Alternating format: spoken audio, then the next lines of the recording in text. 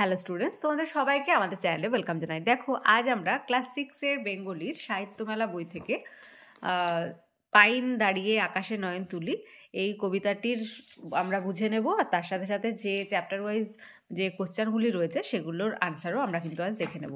Previous ক্লাসে আমরা ভর দুপুরে শঙ্কর সেনাপতি বা সেনাপতি শঙ্কর এক একটা বইয়ে এক এক রকম এর টাইটেলটা রয়েছে, দেখে নেবে। তো এই দুটো আমরা কিন্তু আগেই বুঝেও নিয়েছি, কোশ্চেন আনসারও দেখে নিয়েছি। প্রিভিয়াস ক্লাসগুলি যারা দেখোনি তারা অবশ্যই প্লেলিস্ট চেক করে ক্লাসগুলি দেখে নাও। ওকে, তাহলে চলো দেরি না করে আজকে ক্লাসটি শুরু করি। আজকে যে কবিতাটি সেটি হচ্ছে পাইন দাঁড়িয়ে আকাশে নয়ন তুলি, কার লেখা? হাইনরিখ হাইনের লেখা।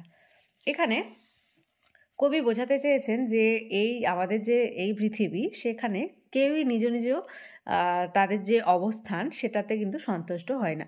কেউ ভাবে যে যারা গরিব হয় তারা বেশি, মানে ধনীরা ভাবে যে যারা গরিব হয় তারা বেশি সুখী থাকে, আবার গরিবরা ভাবে যদি আমি ধনী হতাম তাহলে হয়তো আমি খুব বেশি সুখী হতে পারতাম। তো এই যে মানুষের ভাবনা, এই ভাবনাটাকে একটা পাইন গাছ আর পাম গাছের যে নিঃসঙ্গ একাকিত্ব অবস্থানের ওপর মানে দৃষ্টি দিয়ে কবি মানব জীবনের প্রত্যেকটা আচরণের প্রতি মানে ইঙ্গিত করেছেন এই কবিতার মধ্যে দিয়ে। তাহলে চলো আমরা কবিতাটি পড়ে নিই। প্রথমে কি বলছে দেখো, উত্তরে বুনো নগ্ন পাহাড়, পরে দাঁড়ায়ে পাইন আকাশে নয়ন তুলে, যেন বরফের রূপালী কাপড় পরে স্বপ্ন সে দেখে দিনরাত তুলে তুলে। এখানে কবিতাটির এই যে ফার্স্ট স্ট্যাঞ্জা, এখানে একটি নিঃসঙ্গ পাইন গাছের ছবি কবি তুলে ধরেছেন, এবং উত্তরের কি বলেছে, বুনো পাহাড় নগ্ন। নগ্ন মানে হচ্ছে ন্যাড়া পাহাড়, মানে যেখানে ঘাস গাছপালা সেখানে কোনোটাই কিন্তু জন্মায় না। একটা লম্বা পাইন গাছ দাঁড়িয়ে আছে, যেহেতু অত উপরে পাইন ছাড়া তেমন লম্বা গাছ আর জন্মায় না, তাই পাহাড়টিকে নগ্ন বলা হচ্ছে। নগ্ন মিন এখানে ন্যাড়া। ওকে, আর কি বলছে, সেই কারণে পাইন গাছের কোনো বন্ধু নেই, যেহেতু অনেকটা উঁচুতে অবস্থান করছে পাইন গাছটা, এই জন্য তার কোনো বন্ধুও নেই। আর রূপলি কাপড় গায়ে জড়িয়ে সে দিনরাত তুলে তুলে স্বপ্ন দেখছে। নেক্সট স্ট্যাঞ্জা পড়ে নিই। স্বপ্ন সে দেখে দূরে মরুভূমি পড়ে, সেই দেশে যেথা প্রভাতে সূর্য ওঠে, তপ্ত পাহাড়ে বেদনায় বুক ভরে দাঁড়ায় রয়েছে পাম গাছ মরু তটে। পাইন গাছের গল্প আমরা পেলাম, এবার হচ্ছে পাম গাছ। পাম গাছ মানে এই সেকেন্ড স্ট্যাঞ্জাতে কবি বলতে চেয়েছেন যে পাইন গাছের স্বপ্নের কথা বর্ণনা করা হয়েছে। এবার পাইন গাছ স্বপ্ন দেখে একসময় পাম গাছের, যে দাঁড়িয়ে আছে সুদূর মরুভূমি অঞ্চলে, যেখানে উষ্ণতা খুব বেশি হওয়ায় গাছপালা খুব বেশি জন্মায় না। কাজেই তপ্ত মরুভূমিতে জন্মানো নিঃসঙ্গ ও বেদনায় ভারাক্রান্ত যে এক পাম গাছের কষ্ট, বরফাবৃত পাহাড়ে জন্মানো পাইন গাছের স্বপ্নে উঠে এসেছে। ওকে, আর কি বলছে যে দুজনের পরিবেশ সম্পূর্ণ আলাদা। দুজনে দেখো, পাইন গাছ একটা এলাকাতে মানে হয়, আর এদিকে পাম গাছও কিন্তু আর একটা মরুতটে জন্মায়।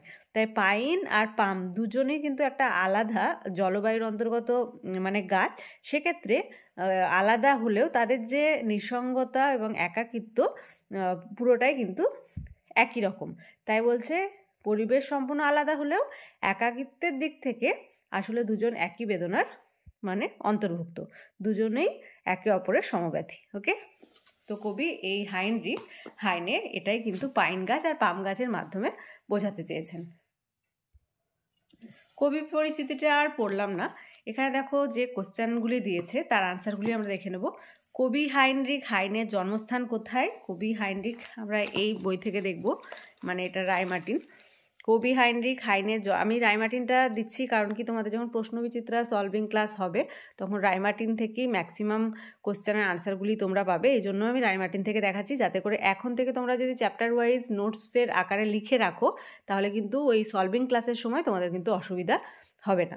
ওকে, আর তোমাদের সুবিধার্থে যে টেলিগ্রাম গ্রুপ করা হয়েছে সেই গ্রুপে যদি কেউ মানে জয়েন হতে চাও, এই ভিডিও ডেসক্রিপশান বক্সেই লিঙ্ক দেওয়া থাকবে, সেখান থেকে তোমরা ওই টেলিগ্রাম গ্রুপে জয়েন হতে পারো। আর বলি, যারা ক্লাসে প্রথমবার এসেছো, যারা 5 থেকে 6-এ উঠলে তারা যারা প্রথমবার আসছো আমাদের ক্লাসে, তারা অবশ্যই আমাদের চ্যানেলটি সাবস্ক্রাইব করে নাও এবং পাশে থাকা বেল আইকন প্রেস করে রাখো, যাতে করে আগামী দিনের সমস্ত ভিডিও সবার আগে তোমাদের কাছে পৌঁছে যায়। স্যার তোমাদের পরিবেশের ক্লাস মানে সায়েন্সের ক্লাস দিয়ে দেবেন, ম্যাথসের ক্লাস দিয়ে দেবেন। আমিও খুব তাড়াতাড়ি ইংলিশ আর আলাদা যে সাবজেক্টগুলি রয়েছে হিস্ট্রি, জিওগ্রাফি, ইংলিশ, সেগুলোর ক্লাসও কিন্তু খুব তাড়াতাড়ি স্টার্ট করে দেবো। ওকে, তাই অবশ্যই চ্যানেলটি সাবস্ক্রাইব করে নাও। দেখো ফার্স্ট কোশ্চেন কি রয়েছে, কবি হাইনরিখ হাইনের জন্মস্থান কোথায়? কবি হাইনরিখ হাইনের জন্মস্থান জার্মানির রাইন নদীর তীরবর্তী ডুসেলডর্ফে। নেক্সট ওয়ান, কবি হাইনের লেখা দুটি কবিতার বইয়ের নাম লেখো। কবি হাইনের লেখা দুটি কবিতার বইয়ের নাম হলো নতুন কবিতা এবং জার্মানি এক শীতের রূপকথা। পরের কোশ্চেন, কবি হাইনের লেখা দুটি গদ্য গ্রন্থের নাম লেখো। লিখবে কবি হাইনের লেখা দুটি গদ্য গ্রন্থের নাম ফরাসি পরিস্থিতি ও ধর্মের ইতিহাস। নেক্সট কি বলছে, এমসিকিউ টাইপ কোশ্চেন, উত্তরে দক্ষিণে পশ্চিমে বুনো নগ্ন পাহাড়ে পাইন দাঁড়িয়ে। একদমই ছোট্ট একটা কবিতা, তাই আমি চাইবো যে কবিতাটা তোমরা মানে মুখস্থ করে নেবে, তাহলে কবিতার ভেতর থেকে যদি কোনো রকম এমসিকিউ দেয় তোমরা খুব সহজেই সেটা পেরে যাবে। তাহলে উত্তরে দক্ষিণে পশ্চিমে বুনো নগ্ন পাহাড়ে পাইন দাঁড়িয়ে, আনসারটা হবে উত্তরে। যেন বরফের সোনালি রূপালি সবজে কাপড় পরে, রূপালি কাপড় পরে। মরুতটে দাঁড়িয়ে রয়েছে পাইন, পাম, খেজুর গাছ, পাম গাছ। জার্মান ভাষায় কবিতা লেখেননি কে? শেক্সপিয়ার। ওকে, নেক্সট বলছে নিচের প্রশ্নগুলি দু একটি বাক্যে উত্তর দাও। পাইন গাছ সাধারণত কোন অঞ্চলে দেখতে পাওয়া যায়? পাইন গাছ শীতের দেশে সূর্য পাহাড়ি এলাকায় বা পার্বত্য অঞ্চলে সাধারণত পাইন গাছ দেখতে পাওয়া যায়। 3.2-তে পাইন গাছ কি ধরনের পোশাক পরে আছে বলে কবির মনে হয়েছে? পাইন গাছ বরফের রূপলি কাপড় পরে আছে বলে কবির মনে হয়েছে। পাম গাছ কোথায় দাঁড়িয়ে রয়েছে? তপ্ত মরুতটে পাম গাছ দাঁড়িয়ে আছে। 3.4, পাইন গাছ কিভাবে স্বপ্ন দেখে? পাইন গাছ আকাশে নয়ন তুলে দিনরাত দুলে দুলে স্বপ্ন দেখে। নেক্সট যে ইম্পর্টেন্ট কোশ্চেনটি আছে, দেখো পাম গাছের বুক বেদনায় ভরা কেন? মানে এটি তোমাদের ফার্স্ট সামেটিভ এক্সামের জন্য খুব খুব খুব ইম্পর্টেন্ট। তোমরা খুব ভালোভাবে এটা রেডি করে নেবে আর খাতায় অবশ্যই নোট ডাউন করো। আমি বারবার বলছি খাতায় নোট ডাউন করতে, কারণ কি তোমাদের চ্যাপ্টার ওয়াইজ ক্লাসগুলি নোট ডাউন করলে তোমাদের সলভিং ক্লাসে সুবিধা হবে। সেক্ষেত্রে শুধুমাত্র টিক দেবে, তাহলেই হবে। তোমরা এখন থেকেই LLWHK স্কুলের জন্য একটা বেঙ্গলি খাতা রেডি করে নাও, কারণ প্রত্যেকটা চ্যাপ্টারের আনসার তোমরা কিন্তু চ্যানেলে পেয়ে যাবে। তাহলে প্রথম প্রশ্নটা কি? পাম গাছের বুক বেদনায় ভরা কেন? এটা খুব ইম্পর্টেন্ট, স্টার্ট দিয়ে রেখে দাও। আনসার লিখবে দিগন্ত বিস্তৃত মরুভূমির রুক্ষতপ্ত ছায়াহীন পরিবেশে পাম গাছকে একা দাঁড়িয়ে দিন কাটাতে হয়। প্রচুর গাছপালা সেখানে সৃষ্টি হয় না, ফলে পাম গাছকে একাকিত্বের মধ্যেই বেঁচে থাকতে হয়। উষ্ণ মরুতটে সে একা দাঁড়িয়ে থাকে, তৃষ্ণা তার বুক ফেটে যায়। এমন দুঃখের জীবন নিয়ে কেউ কখনো সুখী হতে পারে না। পাম গাছের বুক তাই বেদনায় ভরা। নেক্সট কোশ্চেন কি বলছে, পাইন গাছ কি স্বপ্ন দেখে? এটাও ইম্পর্টেন্ট। উত্তরে বুনো নগ্ন পাহাড়, বরফের চাদর গায়ে পরে দাঁড়িয়ে থাকা নিঃসঙ্গ পাইন গাছ মরুভূমির তপ্ত পাহাড়ে জন্মানো নিঃসঙ্গ পাম গাছের স্বপ্ন দেখে। 4.3, বরফের দেশের পাইন গাছ মরুভূমির পাম গাছের স্বপ্ন দেখে কেন? বরফাবৃত পাহাড়ি অঞ্চলে বেড়ে ওঠা পাইন গাছ ভীষণ একা, কারণ অত উপরে পাইন ছাড়া তেমন লম্বা গাছ জন্মায় না। সে কারণে পাহাড়টি প্রায় নগ্ন, আর সেই নগ্ন পাহাড়ে লম্বা দৃঢ় পাইন গাছ একাকী দাঁড়িয়ে থাকে। সে দুলে দুলে উষ্ণতপ্ত মরুভূমিতে জন্মানো এক পাম গাছের স্বপ্ন দেখে, কারণ পাম গাছও তার মতোই একা। দুই বিপরীত পরিবেশে জন্মালেও আসলে দুজনেই একই বেদনার শরিক, তাই পাইন গাছ মরুভূমির পাম গাছের স্বপ্ন দেখে। নেক্সট কি রয়েছে, মরুভূমি ও মরুতট শব্দ দুটি লক্ষ্য করো। মরুযোগ মরুভূমি সমান মরুযোগ ভূমি মরুভূমি, মরুযোগ তট মরুতট। এইভাবে সূর্য ও নয়নের সঙ্গে একাধিক শব্দ যোগ করে নতুন শব্দ তৈরি করতে বলছে। এই পোর্শনটা খুব একটা ইম্পর্টেন্ট না, তবু দেখে রাখো যেহেতু তোমাদের চ্যাপ্টারে আছে।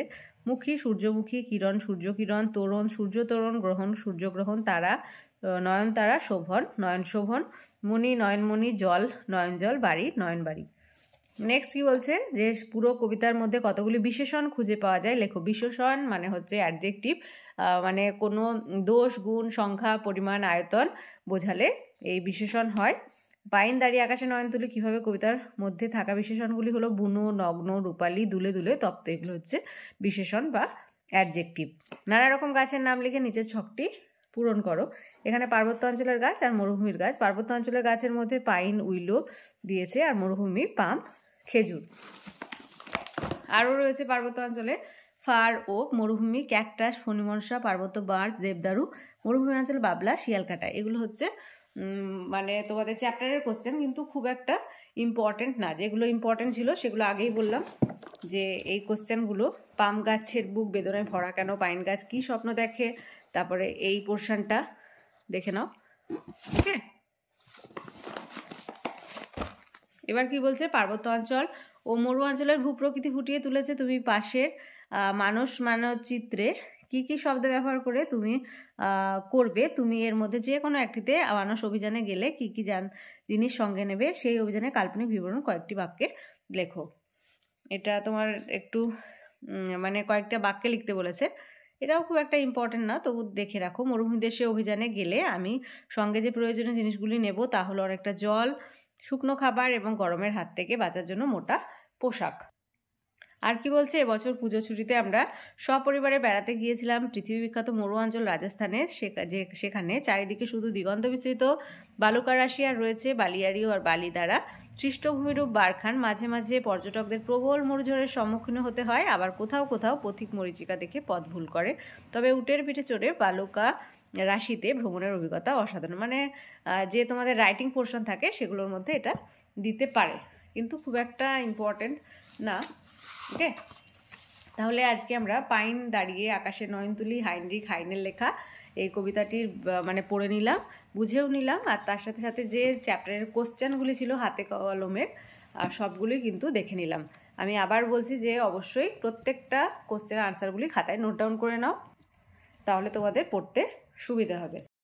আর আজকে ক্লাসটি ভালো লেগে থাকলে অবশ্যই একটা লাইক দেবে, আর ভিডিওটি বন্ধুদের সঙ্গে অনেক বেশি করে শেয়ার করবে। আর ক্লাসে যারা প্রথমবার এসেছো তারা অবশ্যই চ্যানেলটি সাবস্ক্রাইব করে নিও এবং পাশে থাকা বেল আইকন প্রেস করে রাখবে, যাতে করে আগামী দিনের সমস্ত ভিডিও সবার আগে তোমাদের কাছে পৌঁছে যায়। আগেই বললাম, যদি কেউ টেলিগ্রাম গ্রুপে জয়েন হতে চাও, এই ভিডিওর ডেসক্রিপশন বক্সে লিঙ্ক দেওয়া থাকবে, সেখান থেকে তোমরা কিন্তু টেলিগ্রাম গ্রুপে জয়েন হতে পারো। সেখানে তোমাদের নানা রকম কোশ্চেন এর আনসার আমরা দিয়ে থাকি, যে কোনো সাবজেক্টের হতে পারে। স্যারও আনসার দেন, আমিও আর্টস গ্রুপের আনসারগুলো দিয়ে থাকি, তাই তোমরা সেখানে কিন্তু জয়েন হতে পারো। তাহলে এই পর্যন্তই, তোমরা সবাই খুব ভালো থেকো।